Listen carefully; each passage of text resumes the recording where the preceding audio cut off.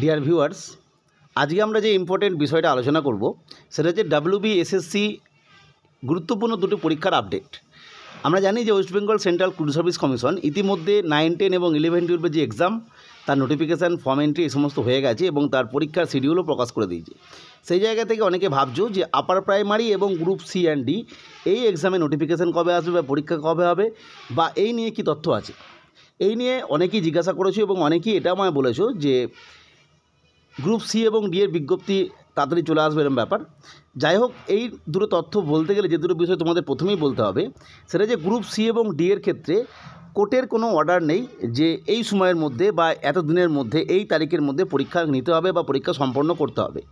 সেই জায়গা থেকে যেহেতু SLSTর ক্ষেত্রে এই অর্ডারটা ছিল 31 ডিসেম্বরের মধ্যে এই পরীক্ষা নিতে হবে, তাই এই পরীক্ষাটা বিভিন্ন সমস্যা থাকা সত্ত্বেও ওবিসি কেসের ব্যাপার থাকা সত্ত্বেও পরীক্ষাটা হচ্ছে বা ফর্ম এন্ট্রি হচ্ছে। যদিও আমরা দেখেছি ওবিসি নিয়ে এখানে একটা সমস্যা অলরেডি রয়েই গেছে সেই ওবিসি এন্ট্রির ব্যাপারে। যাই হোক, এরপর আসছে আপার প্রাইমারির ক্ষেত্রে। আপার প্রাইমারির ক্ষেত্রে কিন্তু একটা কোর্টের অর্ডার আছে যে 31 মার্চের মধ্যে পরীক্ষা নিতে হবে। এবার প্রসঙ্গত বলে রাখা ভালো, এই আপার প্রাইমারির এই যে অর্ডারটা এই যে রায়টা যখন এসেছিলো সেই সময় আপার প্রাইমারি বলতে অনলি টেট পরীক্ষাটাকে বোঝানো হতো, আপার প্রাইমারি টেট। কিন্তু বর্তমানে আমরা জানি যে আপার প্রাইমারির গেজেট নোটিফিকেশান প্রকাশ হয়েছে এবং সেখানে বলা হয় যে টেটের পরেও কিন্তু একটা 25 নম্বরে পরীক্ষা হবে। এই গেল বিষয়। তাহলে প্রথমে আমরা বুঝতে পারলাম যে কোর্টের একটা ব্যাপার, অর্ডারের ব্যাপার আছে আপার প্রাইমারির ক্ষেত্রে, কিন্তু গ্রুপ সিডির ক্ষেত্রে কোনো কোর্টের ব্যাপার নেই।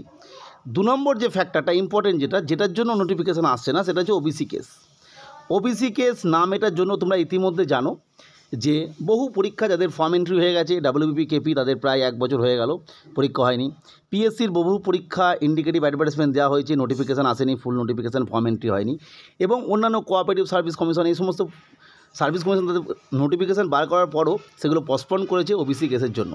পরে তোমরা বুঝতেই পারছো যেখান থেকে যে তথ্যই পাও না কেন, ওবিসি কেসটা না মিটলে আপার প্রাইমারি বা গ্রুপ সি অ্যান্ড ডি এর ক্ষেত্রে নোটিফিকেশান আসবে না, এটা 100% নিশ্চিত।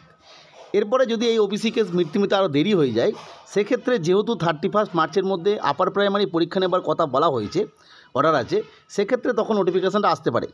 আশা করা যাচ্ছে তার আগেই এই কেস, ওবিসি কেস মিটে যাবে, কারণ আমরা জানি যে ওবিসি কেসের জন্যই শুধুমাত্র কম্পিটিটিভ যে এক্সাম ওয়ার্ল্ড রয়েছে সেখানেই শুধু সমস্যা হচ্ছে তা নয়, কম্পিটিটিভ দুনিয়া ছাড়াও একাডেমিক ক্ষেত্রে অর্থাৎ কলেজ অ্যাডমিশান, জয়েন্টের রেজাল্ট, ANM GNM এক্সাম, এই সমস্ত বিষয় কিন্তু পেন্ডিং হয়ে আছে, সেগুলো কিন্তু হচ্ছে না।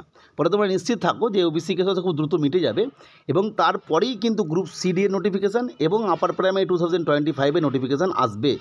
এটা কিন্তু মাথায় রাখতে হবে, কারণ এর আগে যদি ফর্ম এন্ট্রি শুরু করতে হয় সেক্ষেত্রে অবশ্যই সেই একই নোটিফিকেশান দিতে হবে যে ওবিসি যারা আছো 10 সালের আগে বা পরে বাদ রেখেই এন্ট্রি করতে হবে, বা শুধুমাত্র ওবিসি যারা 10 সালের আগে যেটা হাইকোর্টের বা সুপ্রিম কোর্টের যে অর্ডার প্রথম থেকেই বলে দেওয়া আছে 10 সালের আগে যারা ওবিসি তারা এলিজেবল যে কোনো ক্ষেত্রেই, তাদেরকে নিয়ে ফর্ম এন্ট্রি করতে হবে, সেখান থেকেও সমস্যা হবে। যাই হোক, মোটামুটিভাবে নিশ্চিত হয়ে গেলে তোমরা এই ওবিসি কেস না মিললে গ্রুপ সিডি এবং আপার প্রাইমারি নোটিফিকেশান আসছে না। যাই হোক, আজকে এই তথ্যটা শেয়ার করলাম। পরবর্তী আপডেট বা তথ্যের জন্য চ্যানেলটিকে সাবস্ক্রাইব করে রেখো। ভিডিওটি দেখার জন্য প্রত্যেককে অসংখ্য ধন্যবাদ।